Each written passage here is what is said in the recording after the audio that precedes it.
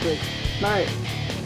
Hey, welcome back to Film Noobs. This week we have a writer, director, winner of the 2017 Best B Movie. We had to create a category just for his film. So let me bring it in real quick. Because again, it was a really good movie, and we just had to. Justin, go ahead and introduce yourself for a little bit. Oh, well, my name is Justin Armao. I'm from California. Writer, director, sometimes actor, sometimes craft service, sometimes a lot of other things. Costume designer, special effects. Made 3 movies so far: Bloodsuka Jones versus the Creeping Death, a sequel, and our latest movie is called Xanadu Hellfire. Now, the one you won the best B movie was Bloodsuka Jones versus the Creeping Death, and I didn't catch on to the fact that it was a sequel to afterwards. So now I have to go back and find the first one. Yeah, I'm about to put it on streaming. So I'm waiting for the closed captions to come back. So it's for rental right now in like a place called New Village Video, but that's the only place that it's available at the moment. An awesome B movie rental place, which is really cool.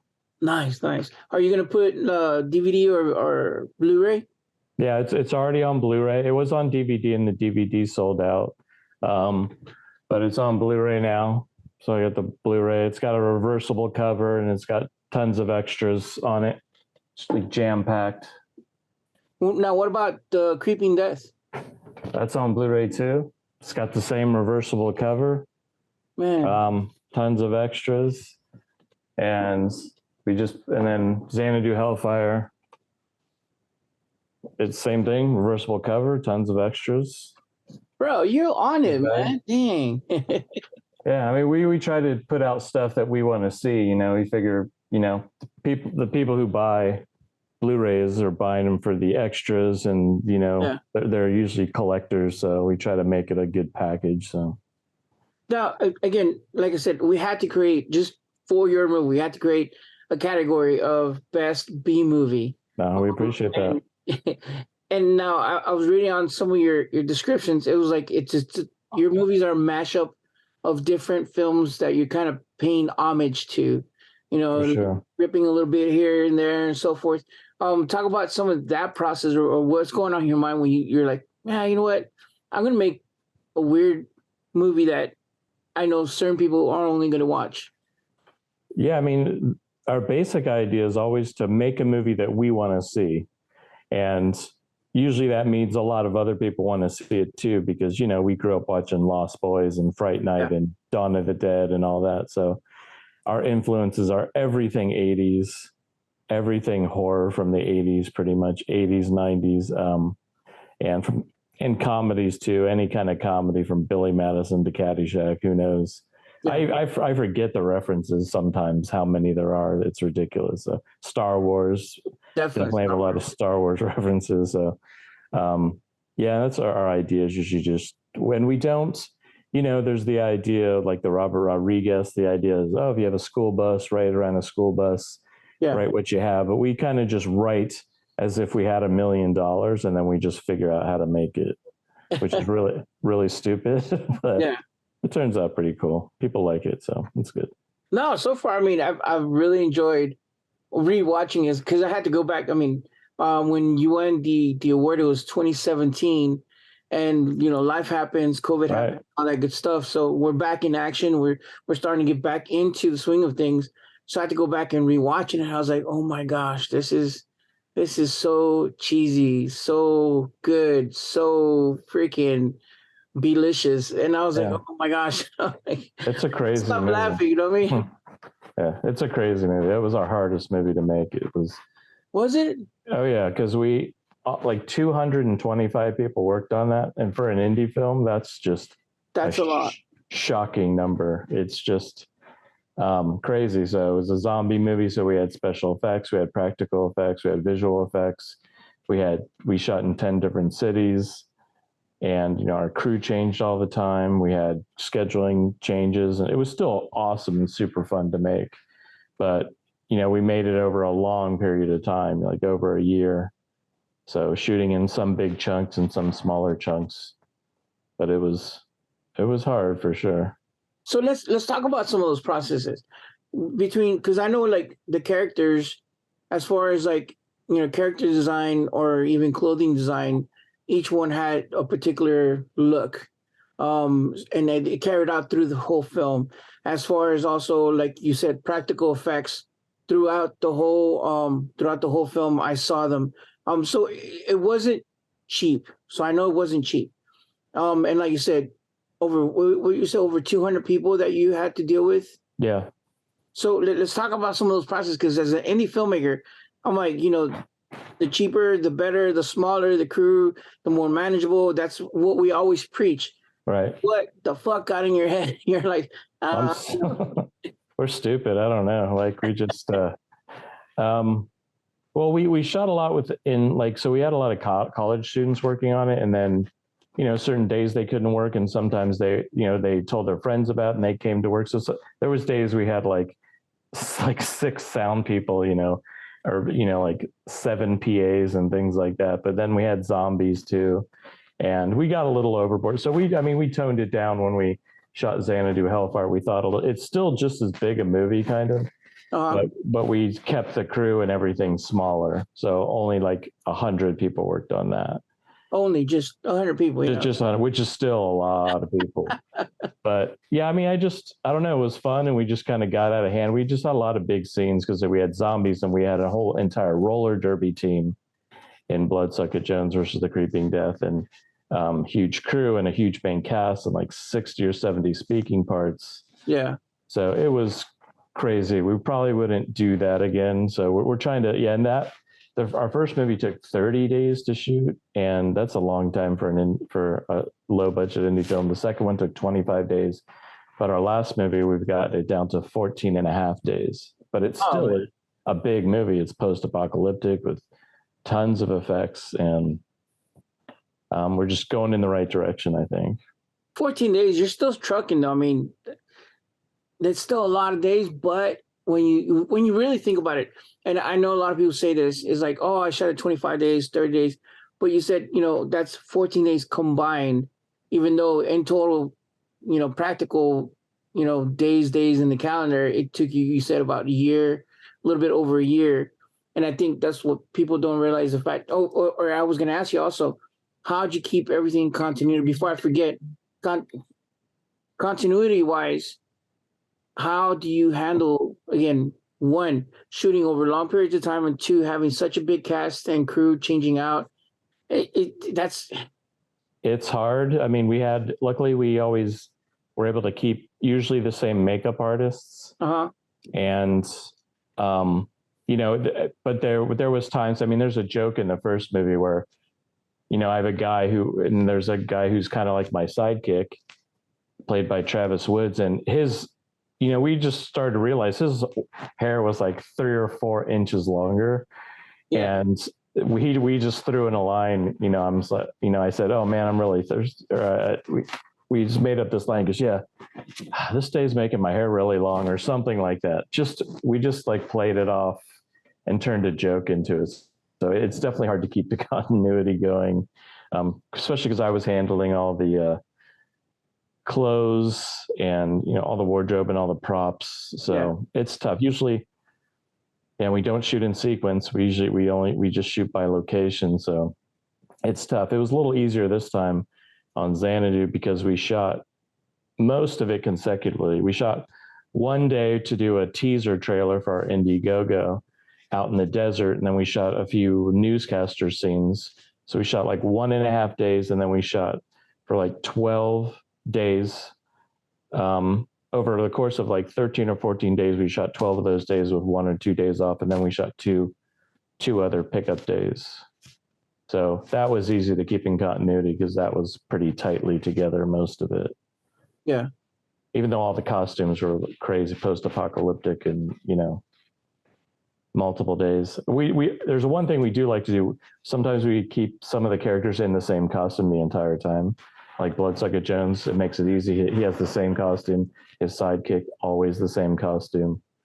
things like that. My sidekick would often always wear the same costume. So we do that on purpose just so we didn't have to worry about it. Because definitely in the first one, there's a scene where I couldn't keep track of the shirts I was doing. So my shirt changed from one scene to another.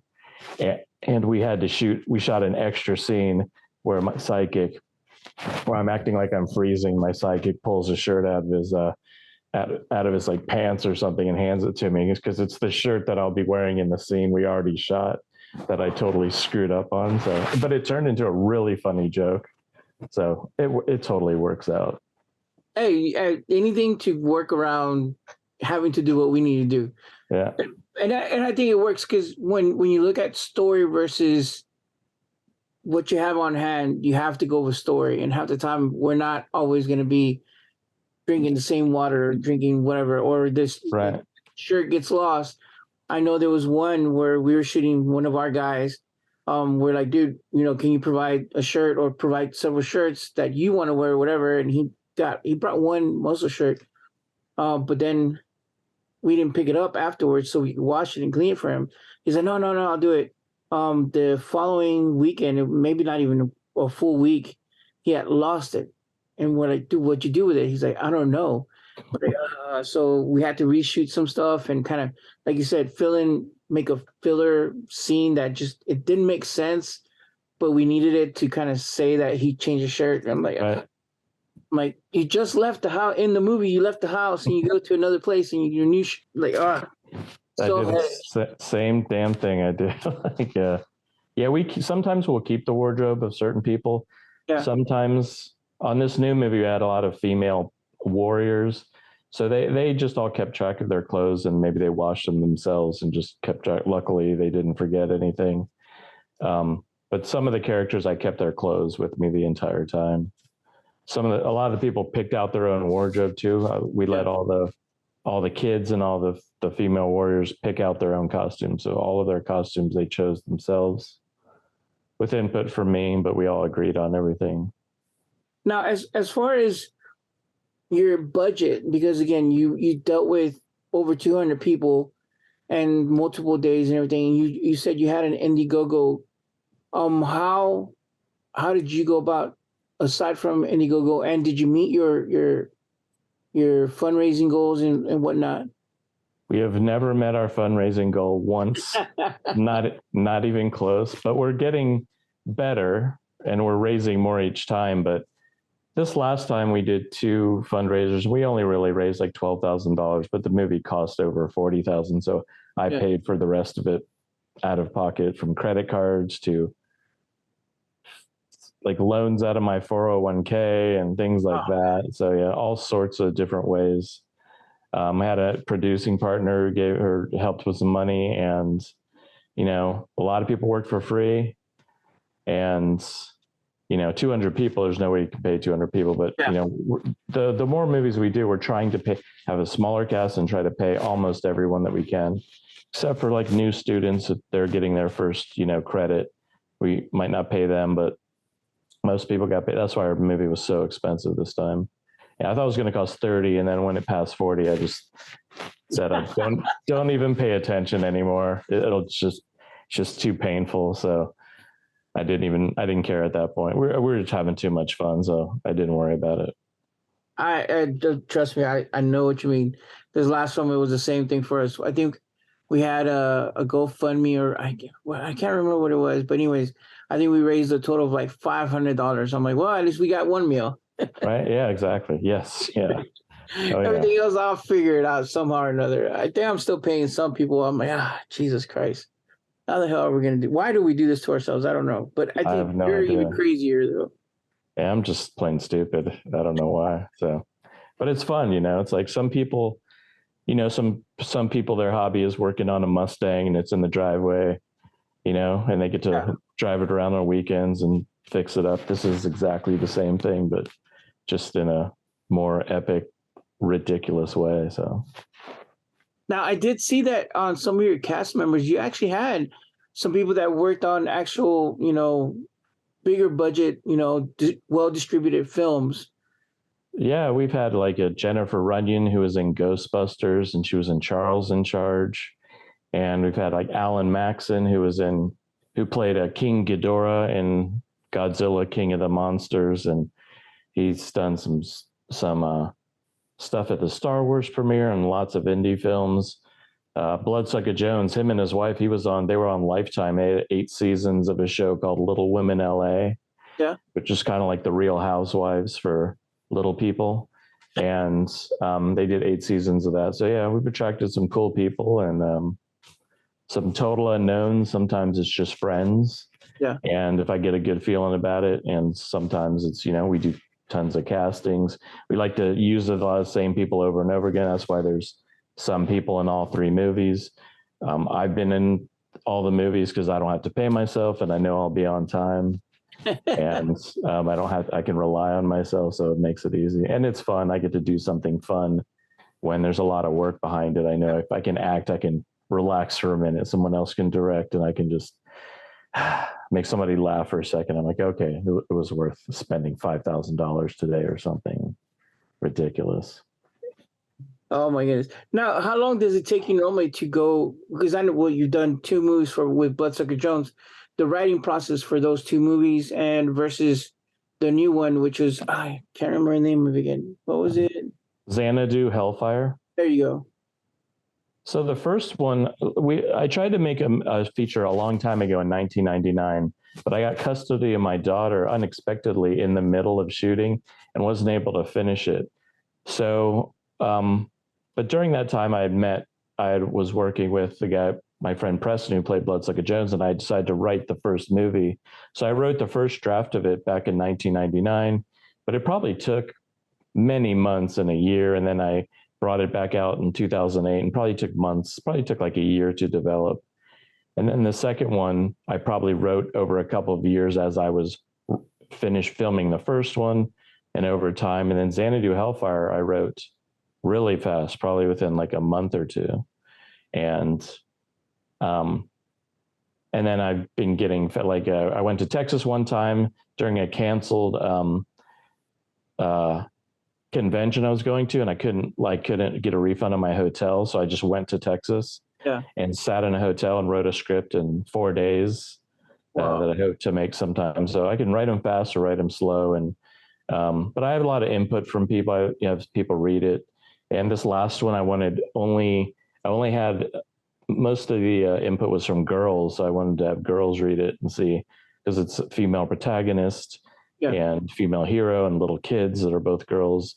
So I wanted to make sure I wasn't full of shit writing lines for girls. I want to make sure girls would read it and go, that's stupid or that's cool or whatever. And they all responded to it. So now I got a question now that you brought that up. With Bloodsucker Jones, you kind of towed the line on certain jokes or certain, kind of tropes and stereotypes that most people might like outside of like, oh, it's a funny movie, kind of find offensive or be like, oh, dude, you're whatever. How do you write for that? Or even how do you deal afterwards when the movie's out? I think we've rarely had anybody complain, or maybe once in a great while, someone might say something like if we had a girl in a bikini at a car wash or things like that, very, very randomly. But I think if it's funny, all is forgiven. Our stuff's not mega offensive or anything. And it's all in good fun and good nature, and our movies have a wide variety, it's not just all my 20 white friends doing stuff, it's like, we try to get everybody in there, and have different characters, different nationalities, gay, straight, all sorts of people, anybody who wants to, that's good and can help out and, just build a really cool movie around it. So yeah, if something's really, there might be something we wouldn't do again, maybe a certain word or here or there we might not say, but you live and you learn, and it's our intent's always nice and we're good people. So people have always been cool with it, and people really like our movies, and we're really shocked sometimes how much people like our movies. Like put them in their top 10s of the year and put them in there's people who said it's their favorite movie all the time. And I'm like, have you seen, haven't you seen like The Lost Boys or The Godfather or, all these other things? But it hit a nerve with a lot of people. So That's good, man. That's good. Yeah. So now, when we talk about like following suit about how to deal with negative feedback or those keyboard rangers that go in there like, oh dude, the guy who played Bloodsuka Jones, he's a horrible actor, and or whatever, what I mean, or horrible writing, stupid B movie, where'd they spend their money, because I've had all those Right.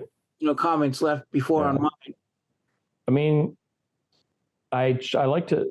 I mean, I'm pretty confident that we made something good, and I understand it's low budget, and our budgets are getting bigger, and our movies, maybe shot on a red dragon cameras, and 4K, 5K, 6K, like they look amazing, they sound amazing, but there's always going to be someone who hates it, and a lot of time it's like people, oh, this movie sucks, I turned it off after 10 minutes, and they have no right to like review it after that. It's just like, if you watch it and you didn't have fun, I feel bad that you didn't enjoy the movie.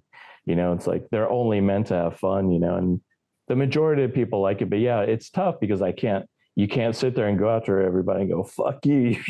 Why you don't like my movie? Go fuck yourself or something. Yeah. But it's like, but sometimes if it's honest criticism and they're saying, oh, I really like this, I really like that. Oh, maybe this, I didn't like that plot point, or it's just, we've had a lot of criticism like, oh, there's no plot like in the first movie, or like it's just a bunch of vignettes, like skits and stuff like that. I'm like, that's a legitimate like criticism, and I'm like, I don't care. It's funny, It's like that's what we wanted to do. That's what we're going for anyway. So, but it made us better in telling stories. So we're better with story and story structure now, and hopefully we'll always make better movies, smarter movies. Still ridiculous, but yeah, I just want people to give it a chance, and I want people to, it's hard when it's always tough when 80 people love it, but then one person just gives it 1 star and hates it, and you just wonder like, what? Oh man, why did you give? Why do you hate? I can't believe you hated, man, like that much. That's always a bummer, but that's okay. It's like, it's not for everybody too. So I totally get some people not liking it because, they're crazy movies. So yeah, I think for me, the one that hit me the most, or one of the ones, was this dude wrote like almost a dissertation on my film, and I was like, bro, it's a low budget, dumb, stupid bunch of friends getting together movie. Yeah. Why do you take it so serious? Why did you get so mad? Why, like, yeah, what did I do to you? Please forgive me. I'm right. sorry. Yeah. And there's definitely, I've definitely had reviews where it's got to be someone I know that just hates me because they'll specifically single me out and mention my name and tell me how much I fucked up or something. And that's a bummer.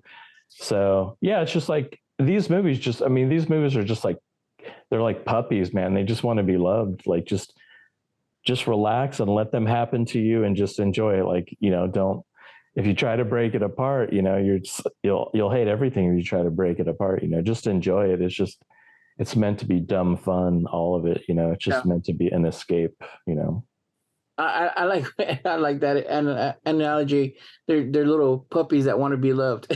Totally. I'm gonna make a T-shirt that says that. So if you see us selling a T-shirt, I'll send you royalties. Don't worry. No, keep the royalties and make a movie with it, please. Oh my goodness, that's so crazy. I like that term. I'm gonna have to write down. I'll go back and copy that. Yeah, but people are all ready to kick your puppy, which is a bummer. Like, I know, right? Dude, you're giving me material. I'm sorry, but let's steal it all. No problem. Oh my goodness! Now with this new movie, you said it's pretty much post-apocalyptic.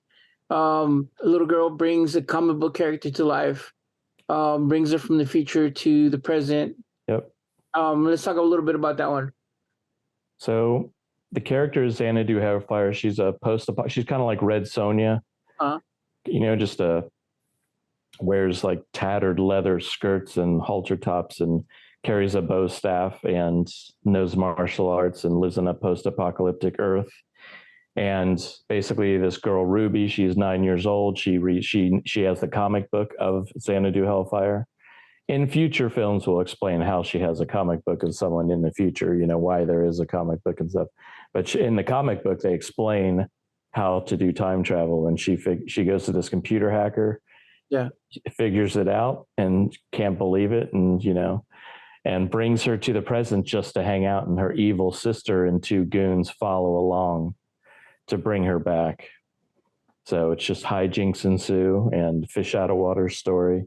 And she takes her to school. She takes her to her classroom, like her whatever grade, third grade class. Yeah. And takes her to restaurants. Bloodsuka Jones is in it in the movie. Bloodsuka Jones and his sidekick, they're retired, and they own a restaurant called Sucka's Badass Burgers. So he's got his logo, and he's like she's the hostess, and he's the manager, and it's really stupid. And there's a little commercial in there for him. We got all these cool logos and props, and so we still got Bloodsuka in there for our Bloodsuka fans. And it turned out, it's really stupid and crazy. And we shot in the desert and stayed out in the desert for many days. And it's got some really cool post-apocalyptic stuff, really cool special effects by my friend Randy Van Dyke, who's also a director, who's our DP and does special effects and has a cameo and does, as many, if not more things than anybody.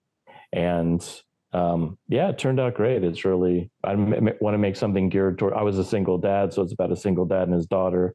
So I wrote it, and it's dedicated to my daughter. So I always want to make it something for a story about a single dad and something for little girls that would like that.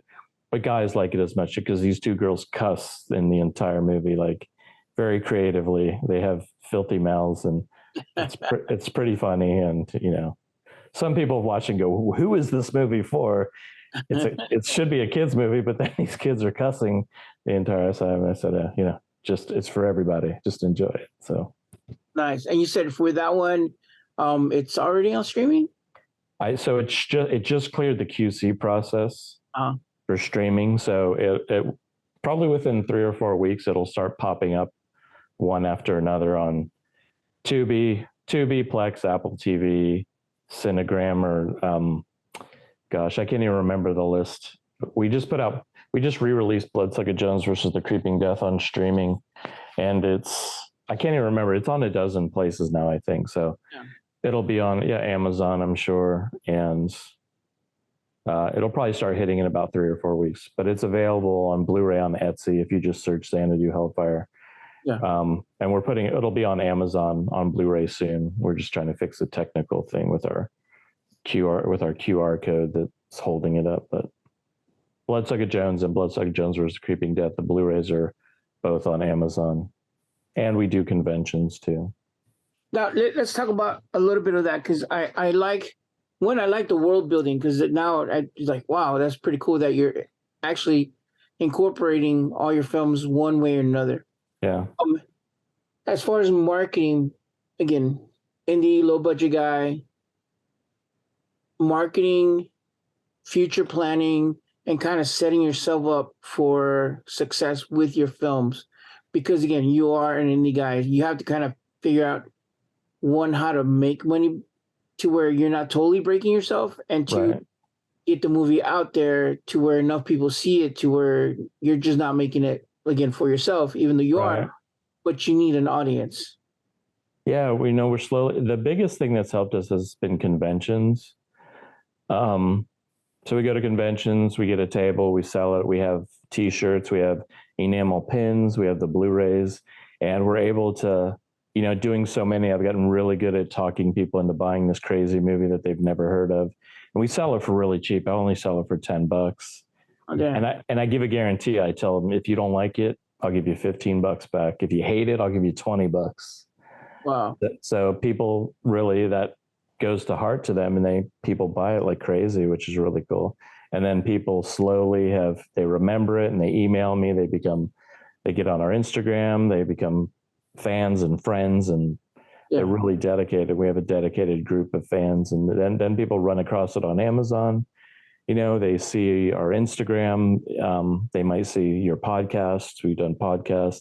they might see an article on a horror website, and we're just out there trying to spread the word any way you can and slowly try to creep back some of the money, Yeah. Now, do you use a publicist, or do you do this pretty much hit the ground running on your own?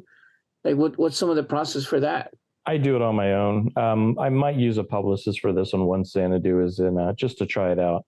Once Xanadu is fully on streaming, we might try a publicist, but it's mostly me on, Facebook and Instagram, Twitter, just trying to get it out there. And then we're connected to a lot of people who promote it and are actors, and I act on it. We have so many friends that are actors and directors and producers, and we have this really big community, really tight-knit community here where we're at in Southern California. And, some of them are working full time in the entertainment business and making movies, and some have full-time jobs like I do. And, we just spread the word, and I act in a movie, and then their fans see me and they hear about our movie and they promote ours. We promote theirs. We act in each other's. It's all cross-contaminated, crazy mess now. So That's awesome. Yeah, because again, going back to the fact that most indie guys, and I put myself in this predicament, don't really think about future planning. Once you get shot the film and everything, you're like, okay, cool. What are you going to do with it next? Most of us are going to give you the answer, well, either Amazon or YouTube, and that's about the extent of our future planning. And that's why I kind of asked you, because this is your third film, and again, like I said, you mentioned several things that you got it on streaming services and so forth, and one of the biggest things is, well, did you have a publicist? What was your process? That way, maybe it could help somebody else that's not quite thinking about it, especially as an independent guy. Yeah, I mean, you try many things and see, you can do Facebook ads, you could do Instagram ads, you can target those ads and things. Yes, you can use a publicist, you can, go to conventions, like I said, and just spread the word. You can get email lists and,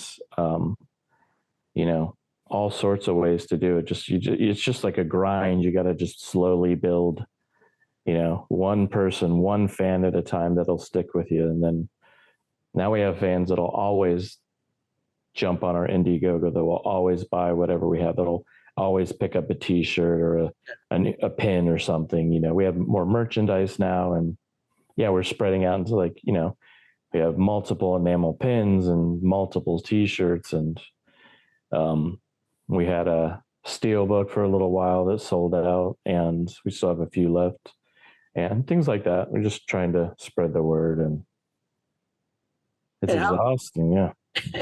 I can imagine. How did you do some of the merch? Like, how was it all you? Did you go third party or? Yeah, so like our t-shirts, so at our very first convention, we met these two totally amazing people, are some of my super best friends now. And their name is Zach and Erica Kaufman, and they own a place called Atomic Cotton. So if you go to atomiccotton.com, they have tons of really cool horror shirts that are designed by other artists and designed by Erica, and they print them themselves. It's full screen printing on quality shirts, and they printed both of our shirts. Before we met them, we had some other company print our first Bloodsuka Jones shirt, but they do really cool work. So they love indie people, and they love. So we became such good friends. She helped me with the script on Xanadu Hellfire, and then she said, "Hey, I want to play this part in the movie." I'm like, "All right." And then she came out, and she came from Kansas City, and she did it, and she was incredible, and like one of people's favorite characters in the movie. And Zach came out, and he was in the movie. So it's all become, we've made so many friends, and that's like, I don't even care about the money. If I make money, great, but I've made so many friends. I'm so rich with friends. Like, I'm set for life. So that's cool with me. You can't beat that, honestly, especially like you said earlier, when you're building a community of people that, one, is going to support you by buying your merch, but keep watching your stuff and keep helping you spread that word of your films, So I think that's brilliant to think about it in that perspective, rather than I'm building a community of people who are always going to buy my stuff and eat up my stuff and just consume my stuff. Yeah. Yeah, we don't make, we always say we don't really make fans, we make friends, you know. So our fans and friends, they've made it into our movie. We see them all the time and they spread the word, and yeah, it's great. Awesome. Now, what about the festival run? As far as like film festivals, how have you like dealt with that, or have you continued that? Yeah, so all three movies have been in film festivals. All three movies have won multiple awards in film festivals, including yours. And we just got back from, in January, we're in the Austin Revolution Film Festival. Alan Maxon won Best Actor for Xanadu Hellfire. And we won, like, I think 4 other awards: a Best Ensemble Film, maybe a Best Feature, an Audience Award, I think. And yeah, we're still in the running for a few festivals. Some of them were postponed. So, you know, usually when you put out your movie on Blu-ray and streaming, you're disqualified from festivals, but we couldn't wait any longer and those got postponed. So we'll cross our fingers. Maybe we'll get into a couple more. You know, we never always, you know, we always try for the big ones. We're try like hell to get into Panic Fest and Fantastic Fest. And, you know, we'll just keep trying. We'll just, you know, until they let us in, we'll keep knocking on the door, and, you know, we'll keep spreading the word until they have no choice. And, but you know, the festivals we get into, the people are so cool and so nice, and people who run festivals work so damn hard, and, you know, they're always super welcoming to us. And so the small festivals and medium-sized festivals treat us so well. So it's always fun to do festivals. That's awesome. Now I got a question on something that you just said right now. Basically about, it's happened to me before, about the Blu-ray or releasing your film in either streaming or physical media, and while you're trying to do the film festival run, how do you make that decision and say, you know what, it's time for me to stop spending money on festivals, even though they are helping me spread the word and kind of get my movie out there, because I need to recoup some of that fundage, because at the end of the day, the economics have to be there somewhere. Right. Yeah. And it gets to a point, like, usually when you submit to film festivals, you submit to the biggest ones first, because a lot of them require you to be maybe exclusive, yeah, a world premiere, or maybe just an exclusive to their state or something like that. So you start with those and then you submit to, but it all depends what film festivals you're doing, because it's not like all the big ones are at a specific time and all the others are at different times. So we usually start with a few of the big ones, and then that's when we usually start. Depends when we have the movie finished, but we start and we just submit to all of them within a few month period. And then we have an idea of when they're going to end, and then we plan for that. So we plan to put it out as they're almost going to end by the time we're going to be notified of festivals, basically. So we knew we were going to put it out probably by April, when most of them would have notified by now. We would have known if we would have gotten into them or not, but it's definitely a decision. So we definitely put out maybe a little sooner, because we just thought we just need to get it out there. Because one of the things was people were starting to, one of the bad things about, you know, like Film Freeway and things like that, there's a lot of dishonest festivals in foreign countries and other places that just torrent your movie. They take your movie, boom. So our movie, I have had to take it down off of YouTube, and it's so sad when you see that. It's just brutal. So that's another thing, totally sped up our putting it out on streaming, because we definitely, I mean, we released the Blu-ray on April 1st, I think, but we might not have been doing streaming till June, but we just had to get it out because people were torrenting it. So yeah, that's rough. Yeah, Still it a is. problem. Yeah. Man, I hadn't run into a case like that until now, and that's interesting, because I never thought about it either. On Because a lot of us actually do submit to overseas a lot, because they're cheaper, and two, the likelihood of you getting into those, Yeah. giving you that clout of, hey, yes, we went into a film festival, we got an award, and we continued. Now that brings up another question. as far as an indie filmmaker, awards versus getting it out there on streaming, where do you hold the more weight as a filmmaker? Like, hey, I am a filmmaker. Here's my film. It's actually in streaming services. Or hey, I'm a filmmaker. I got awards, but it's not on streaming services. Oh, definitely streaming. So definitely it being out, because if people can see it, that's the big thing.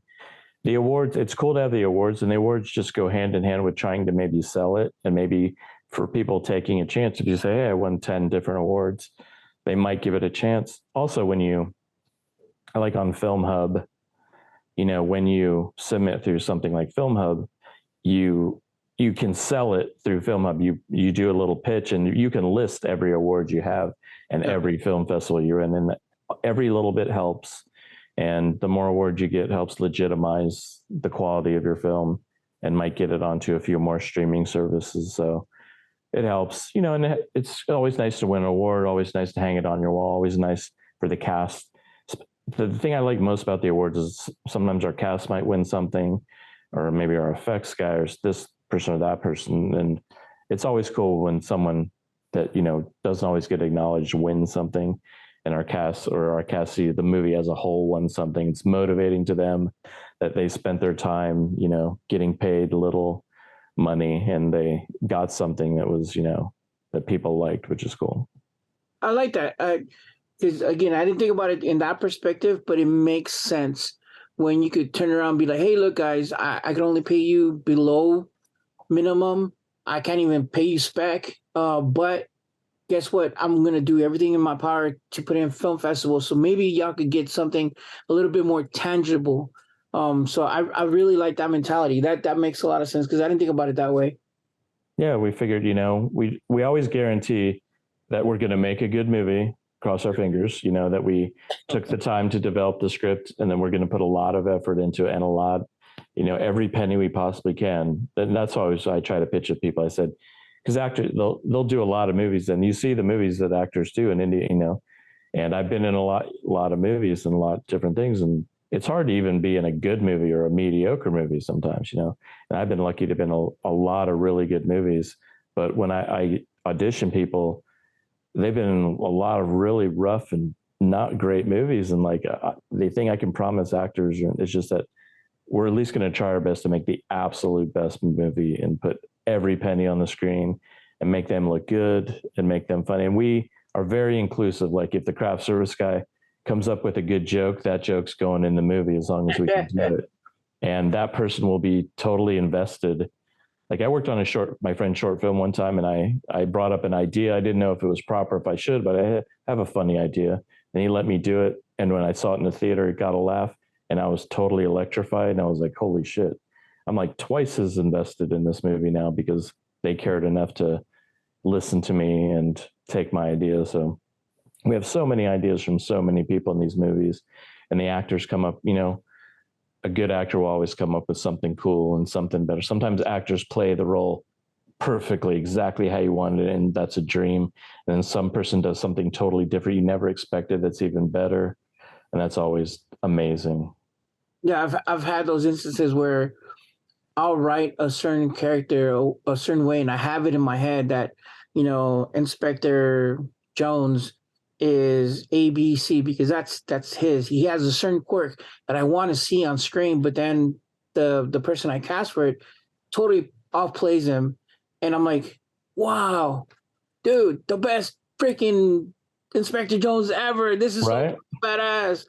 Those little happy little accidents. Yeah, I learned I had a lucky thing happen to me kind of when we auditioned. We did the auditions for our first Bloodsuka Jones movie. The very first person that came to come in audition was the girl who wound up playing my girlfriend. Her name's Jessica Dirks. Really amazing actress. And I always imagined the girl playing my girlfriend was this brown-haired, brown-eyed girl next door.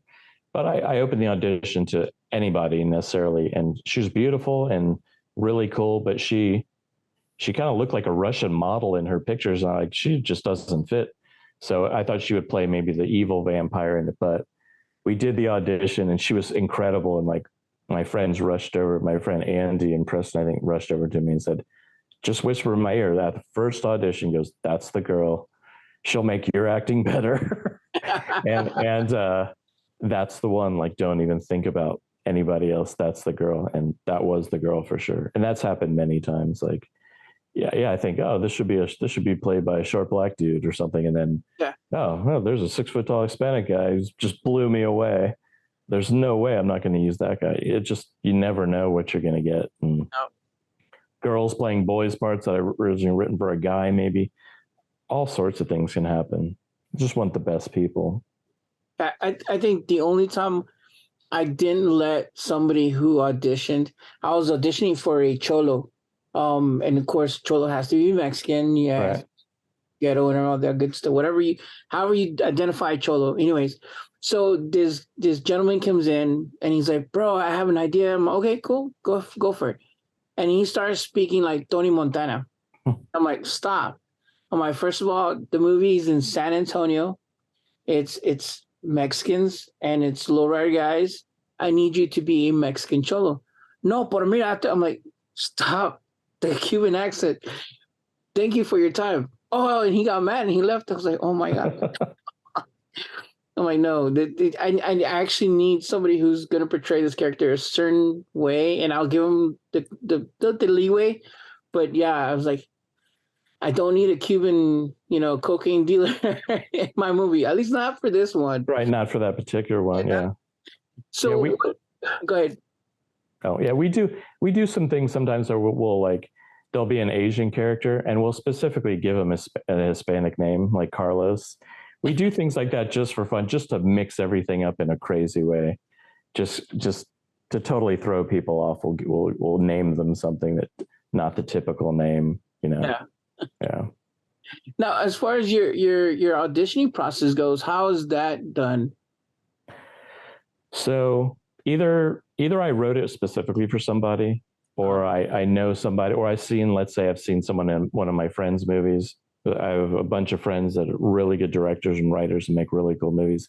I was on a movie this weekend, was talking to this girl that I had acted in another movie, and she was so cool. And I thought, wow, she'd fit this part perfectly. And I just said, hey, you want this part? And just hired her right on the spot pretty much. And then other times we go through a couple casting sites. A long time ago, we might have used Craigslist or something, but we use like Backpage and LA Casting. And then we attach the sites, people send in tapes.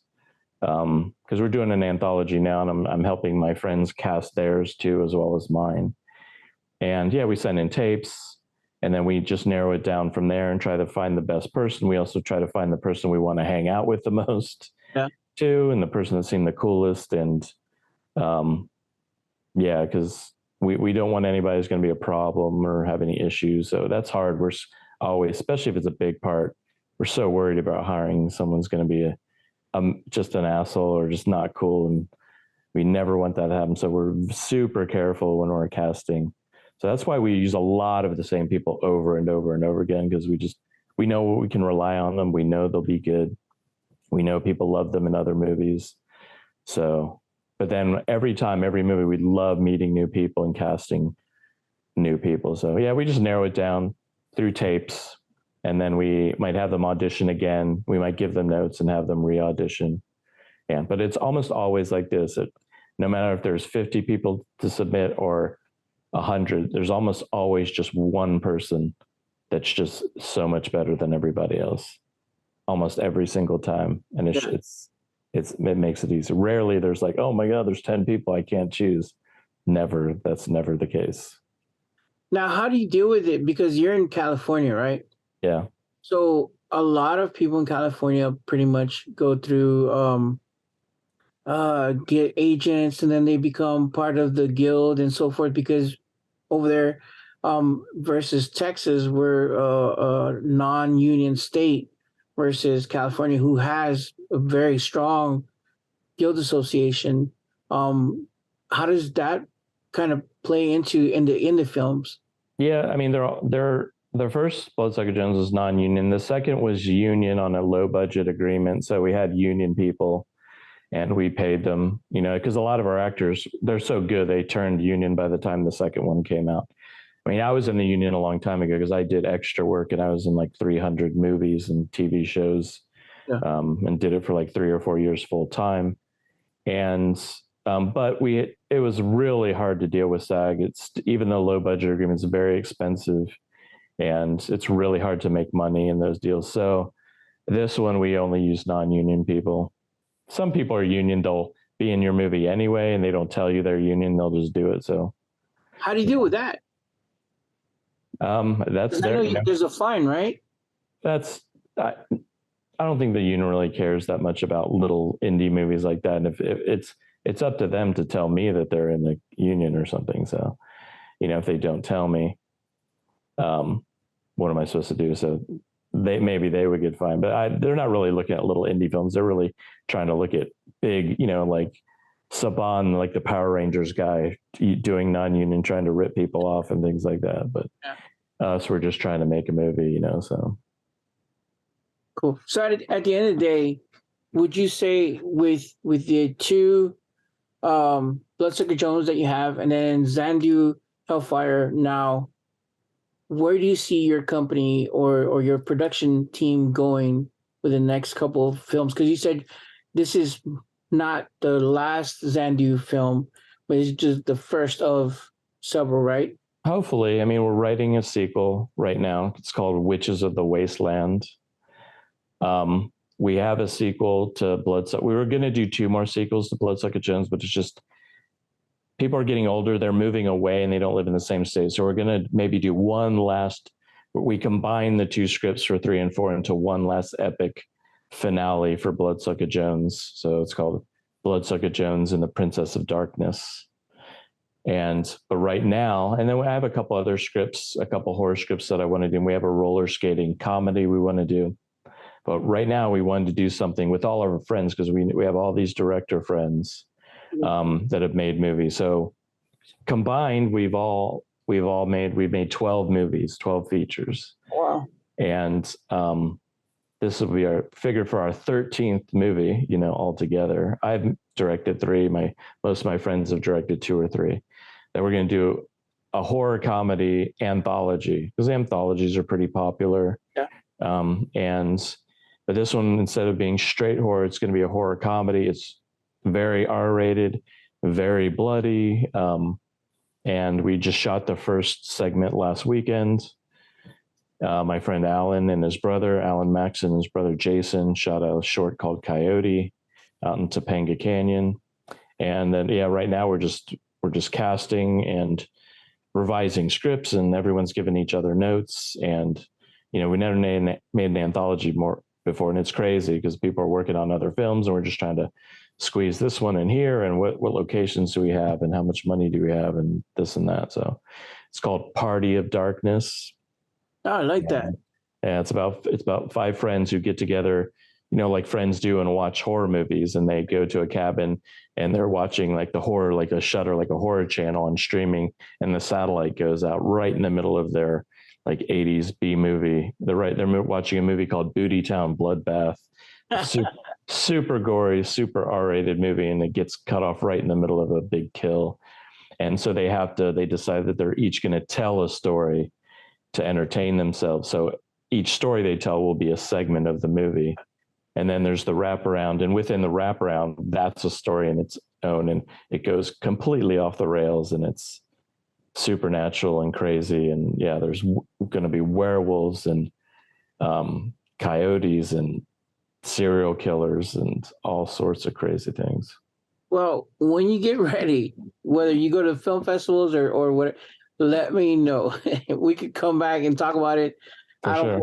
If we get a whole group of y'all to come and just have fun and discuss the movie, because it sounds like a freaking blast. And one, I love horror B movies because that, like yourself, I grew up in that generation where everything was B movies. It was stupid, it was funny, it was gory, it was bloody. Growing up as a kid, that's the way I first got to see boobs. Right? Yeah. So that was movies back then, and they were so awesome, so great. Now you're like, jump scares, okay, whatever. Yeah.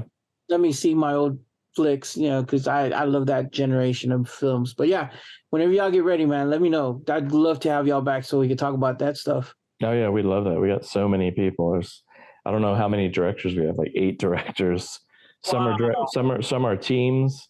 Yeah. Some are by themselves.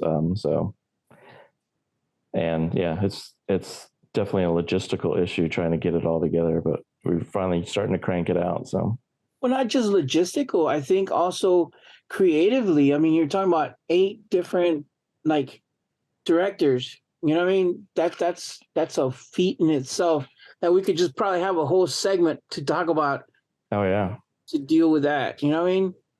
it's interesting and how they tie into because some of it's interactive and sometimes there's some neat sections in the movie where I'm telling the story and people don't like it, so I stop my story and maybe the story changes because of what the people in the group are saying, yeah, your story sucks, it's not even scary, so I start telling a different story. Nice. So we're trying to experiment and do some really cool different things with it. Well, we're definitely gonna have to talk about it and bring y'all back for that one. And also, once you get ready with Xanadu, because like you said, at the end of the month, maybe you'll have it out on streaming services. Yeah, it should start hitting by the end of the month, and then it'll slowly, they kind of pop off one, and every week there's like a new one. So over the next, I'd say, couple months, it'll finally be on about a dozen places, I would imagine. That's cool, man. So again, I'm trying to wrap everything up because I don't want to take up your time. I know time is precious for everybody, but I do appreciate you being on the podcast with us. And thank you, man. I appreciate it. For everybody that kind of didn't understand what we were talking about, writer director of film. I'm thinking of all these. Sure. Bloodsuka Jones versus The Creeping Death. That's the sequel to Bloodsuka Jones. Yep. Your new film, Xanadu Hellfire, all of which you can find DVD and Blu-rays. Where can we find all these? Bloodsuka Jones and Bloodsuka Jones versus The Creeping Death are on Amazon, the Blu-ray. Xanadu will be on Amazon soon, but for now you can get Amazon and you can get the t-shirt. We have t-shirts too. Hey, show them off. Yeah, so we got t-shirts, and those are on Etsy. So if you just go to Etsy, type in Xanadu Hellfire, it'll pop up. Or you can go to our Instagram. We have Instagram Xanadu Hellfire, Instagram Bloodsuka Jones, and my Instagram is Justin Armao, JustinArmao. And we have Party of Darkness Movie is our other Instagram. So many places to find us, and there's links in the bios to those places. And yeah. Is there a main website where we could find you? No, just our Instagrams, and we have a Facebook page too, but mostly our Instagrams. You can find it, and you can watch Bloodsuka Jones versus The Creeping Death on Tubi right now for free. Cool, yeah. Good. Like I said, I had to rewatch it, so I was trying to figure out where, because I know on Film Freeway we only have so many days after the festival closes, and then after that we're not allowed to watch y'all's movies anymore. Yeah. For the fact that we're only borrowing time on the festival. You know what I mean? But bro, thank you for being on the podcast again. Thank you. Justin, thank you. I really appreciate your time. I love the film. Thank you. I appreciate that. So I'm gonna have to go back now, watch the first Bloodsuka Jones, and I'm looking forward towards, Xanadu Hellfire. I'm reading it, making sure I get the titles correctly. That way, when people hear this, they'll know exactly what to look for. And I look forward to bringing you back for your other project, the anthology project. That sounds so exciting because it's thank you. It'll be cool for sure. Yeah. Well, thank you, man. I love your podcast. I watched an episode of your podcast yesterday. Oh, thank you. Yeah. And hopefully we could continue this crazy madness of film and just, I guess, build on your community, because that's badass. I love that. Yeah, I hope so. Yeah, for sure. Thanks, man. I appreciate it. All right. And for those of you listening at home or watching on YouTube, whichever you want, I don't know, please make sure you follow those links. If you do watch this film, hit the review button, leave them a good review, hit the like, help out the metadata. Again, for independent filmmakers, the metadata helps. It gets our word out. It gets our films out. it gets us a little change back in our pockets to be able to continue making these films because they're not cheap, guys. But at the end of the day, help support indie filmmaker. Keep watching films. Till next time, guys. See you. Bye. Bye.